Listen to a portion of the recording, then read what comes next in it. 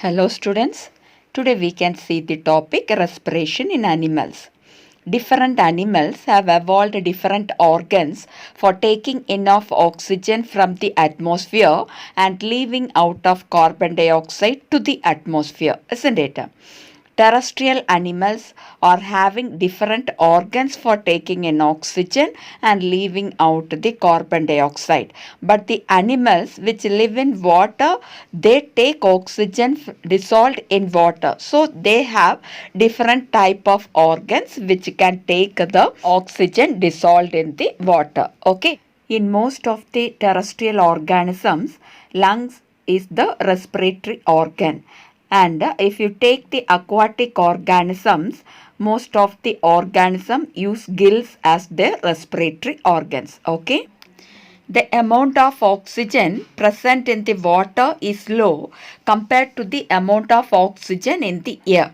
So the rate of breathing in aquatic organism is much faster than that of the terrestrial organism. So in board exam such questions have been asked, that is why the rate of breathing in aquatic organism is much faster than the terrestrial organism. So the answer will be the amount of oxygen present in the water, that is the amount of dissolved oxygen present in water is fairly low compared to the amount of oxygen present in the air. Okay, so the rate of breathing in aquatic organism is much faster than that of the terrestrial organisms. Okay. So the aquatic organism use the oxygen dissolved in water, and the terrestrial animals breathe the oxygen present in the atmosphere. Fishes respire through the gills. So gills are the respiratory organ of fishes. You can see here the gills are present. Okay, and these gills are surrounded by blood vessels. They are richly supplied with the blood vessels.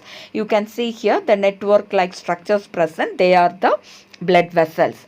So when the fishes respire, they take the water through their mouth and force this water to pass on to the gills. Okay, the water which is taken through their mouth will be passed on to the gills forcefully.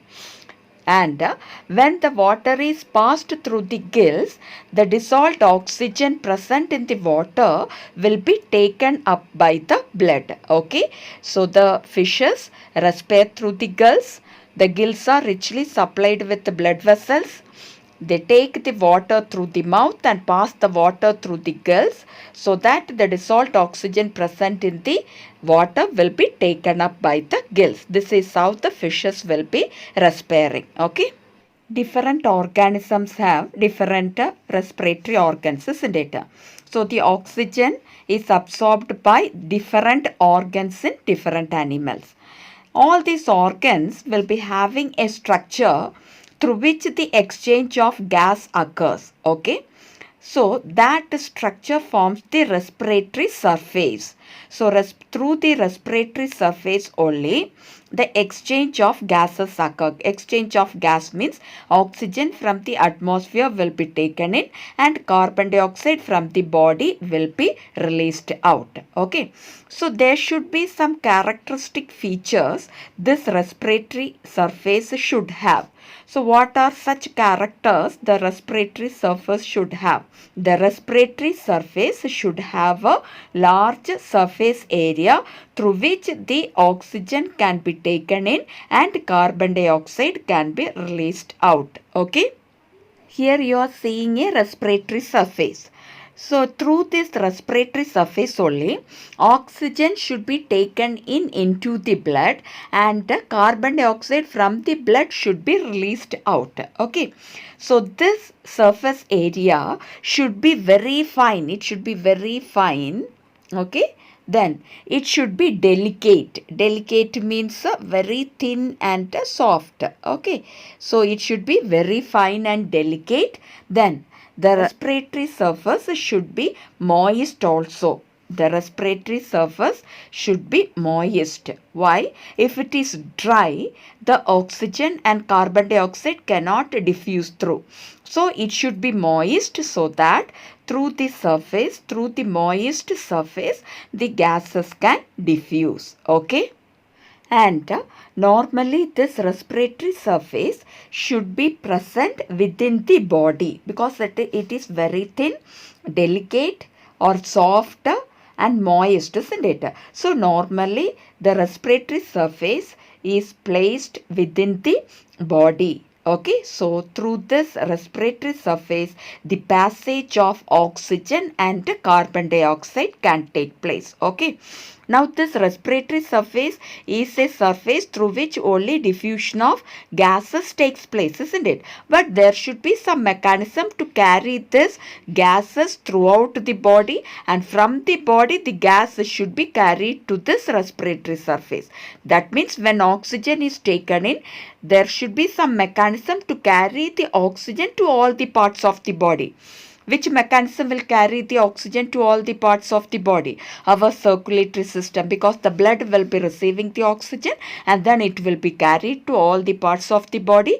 Then from all the parts of the body, the carbon dioxide will be again carried by the blood to this respiratory surface, where the carbon dioxide from the blood will be diffusing into the lungs, and from lungs it can be released out. Okay.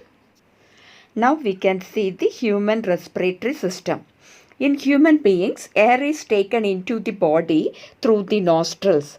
So in the nose there are two openings which is called the nostrils. Okay, through that nostrils the air will be taken into our body. The air will be then passing into the nasal passage. So here you can see the nasal chamber or the nasal passage.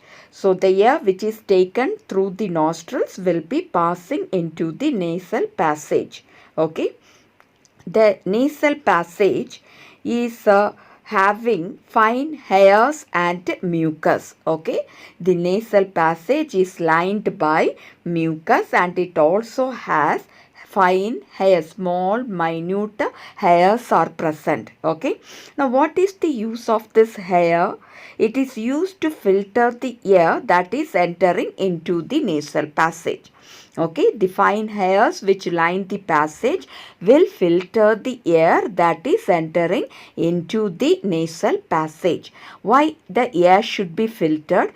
Because the air may be having small dust particles in it, isn't it? So that particles should be filtered. It should not be allowed to enter inside the body. So the dust particles can be filtered by the fine hairs that line the passage. Okay.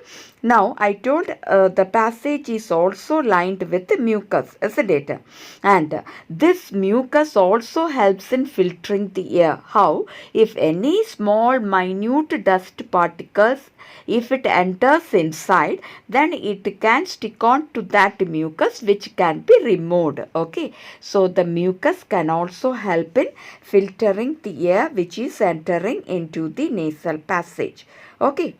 Now from the nasal passage, the air will be passing through the throat and then it enters into the lungs. That means here in the throat region, the opening which is present, we can say it as the pharynx. Okay, what is that? Pharynx. Throat is a common region where the food pipe and the windpipe will be opening. The opening of that windpipe is the pharynx. Okay, so from the nasal passage, the air will be now passing through the throat. That is, it passes through the pharynx. Okay, and then near to the pharynx is the larynx. Okay, next to that will be the larynx, that is the sound box or the voice box. So through that also the air passes and then it enters into the lungs through the windpipe, that is called the trachea. Okay, so this long tubular structure is called the trachea, which we can also say it as the windpipe. Okay, so the air now passes through this windpipe or passes through this trachea and it reaches the lungs. Okay, I hope you are able to follow this. Okay, so the air which is taken in through the nostrils passes through the nasal passage, then through the pharynx, larynx, trachea, and then it enters the lungs. Okay, how many lungs are there? A pair of lungs are there. This is one lung, and this is the other lung. Okay, so a pair of lungs are present in our thoracic cavity, in our chest cavity. A pair of lungs are present. Okay, now the trachea is a tubular structure, isn't it? I told it as the windpipe. It is a small tubular structure, and this trachea is supported by rings of cartilage. What is present in the trachea?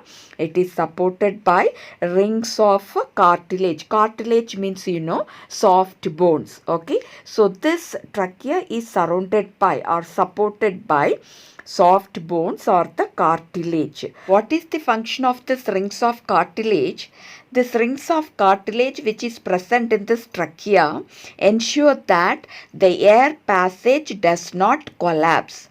See, if this cartilage is not there, there is chance for that tubular structure to get stick on to each other so that no more air may pass through.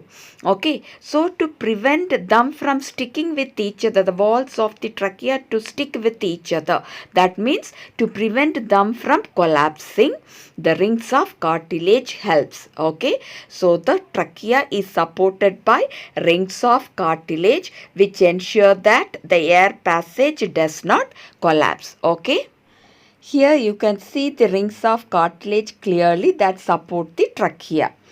Now we are having two lungs, isn't it? This trachea will be dividing into two branches. You can see here it is dividing into two branches. Here this side, left side one and the right side one, isn't it? And that enters inside the lungs.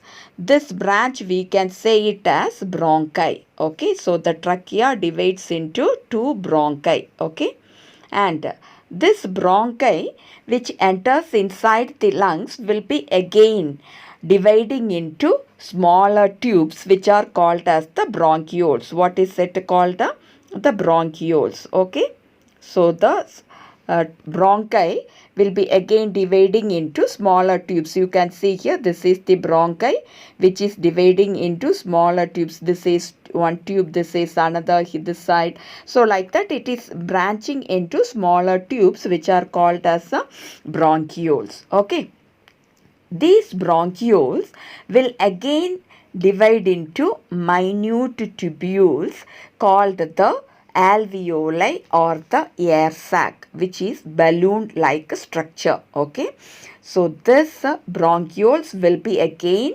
dividing into minute tubules that end in alveoli or balloon like structures. Okay, singular we can say it as alveolus and plural we can say it as alveoli. Okay, here you can see the terminal bronchioles which will be dividing into small tubules that end in alveoli or the air sac, isn't it? Small sac like structures which are present, or the balloon like structures which are present here is the alveoli or the air sac where the exchange of gases takes place. Okay, so through this alveoli only oxygen will be taken in and carbon dioxide will be released out.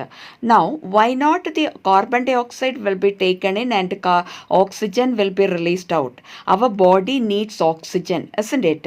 And always the gases will be moving from a region of higher concentration to a region of lower concentration. So when we breathe in, when we take in the air contains more amount of oxygen than carbon dioxide. You might have studied in your lower classes that air contains about 21% of oxygen and 0.03% of carbon dioxide. So which gas is more? Oxygen is present in more amount, isn't it? So automatically oxygen will be diffusing from the atmosphere into our lungs and into our body, and as a result of utilizing the oxygen in our body cells, carbon dioxide will be produced, and the amount of carbon dioxide inside our body will be more, in our body cells will be more than that of the atmosphere. So from our body cells the carbon dioxide oxide will be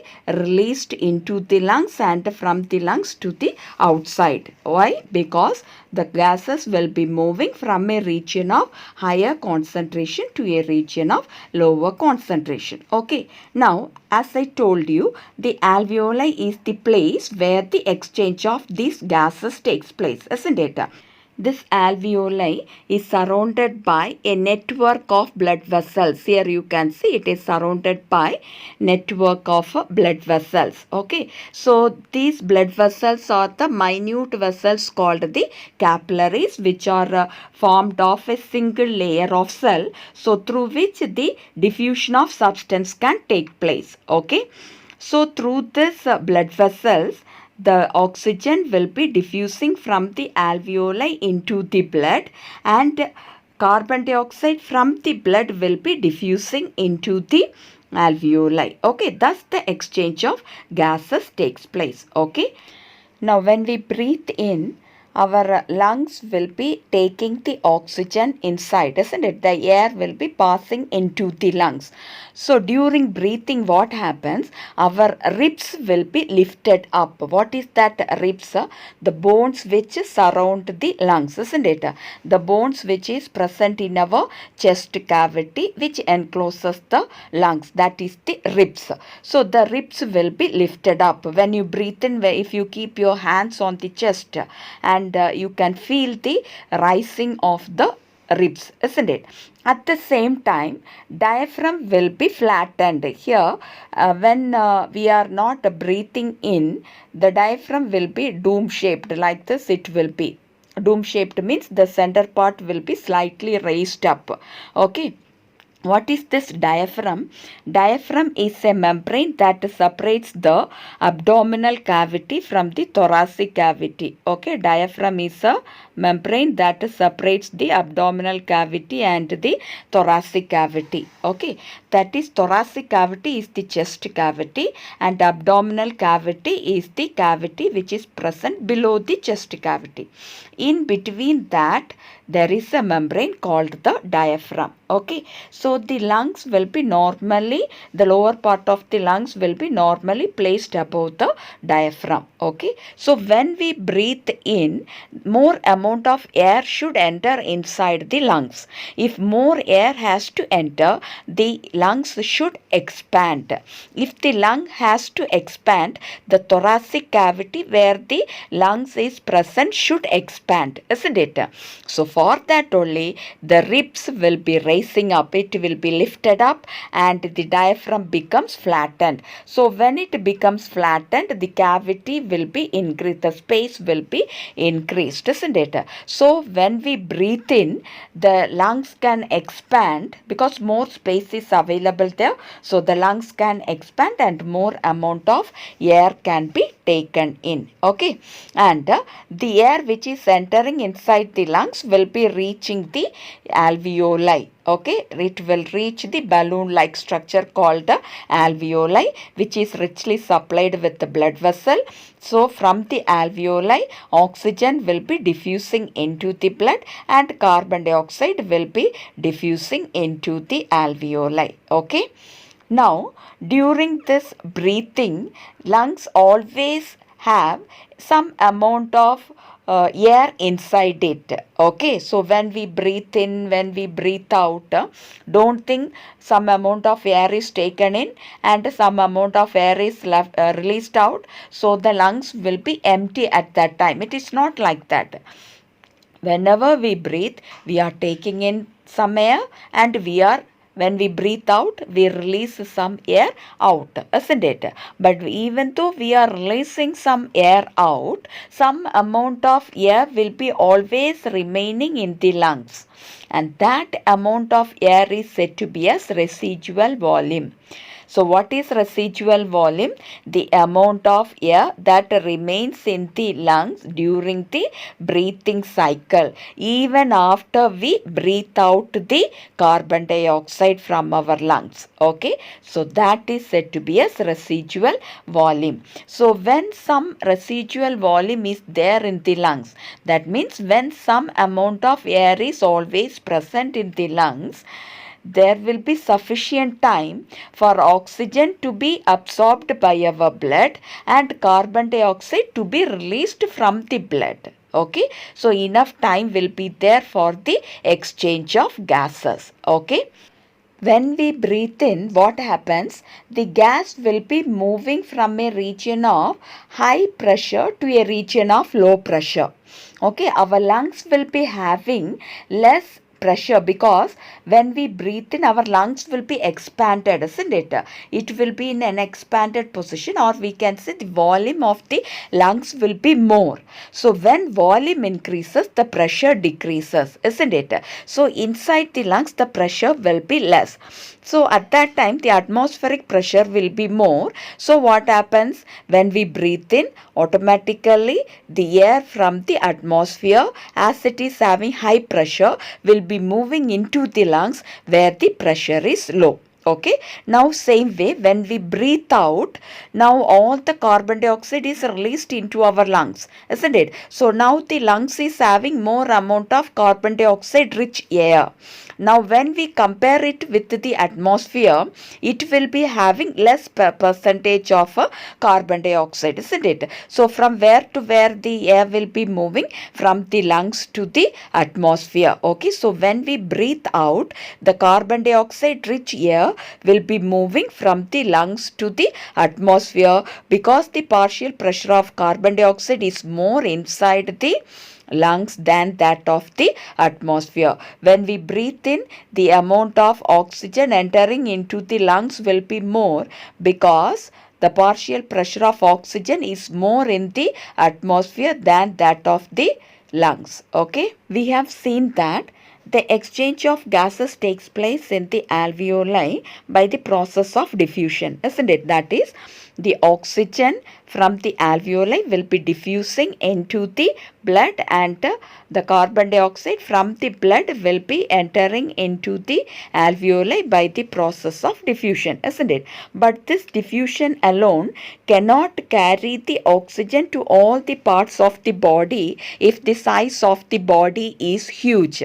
In such huge organisms, just diffusion cannot carry the oxygen to all parts of the body. So, respiratory pigments can help in the transport of oxygen. Okay, in our body, there is a respiratory pigment called hemoglobin, which is present in the blood cells. Okay, so this hemoglobin accepts the oxygen molecule and then it carries the oxygen to all the parts of the body because hemoglobin is having high affinity for oxygen. Affinity means attraction towards oxygen. So it can easily bind with the oxygen, and that oxygen rich hemoglobin carries the oxygen to the various parts of our body. Okay, and this hemoglobin is present in our red blood corpuscles or red blood cells. Okay,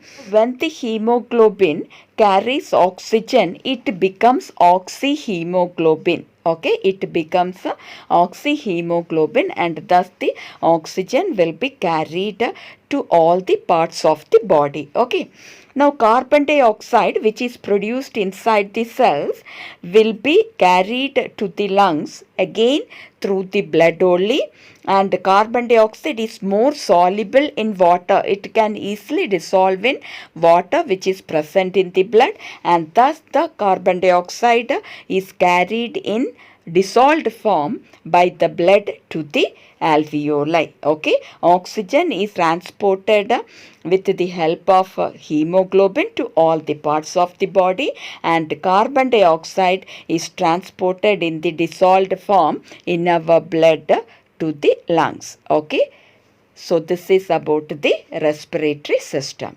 Okay.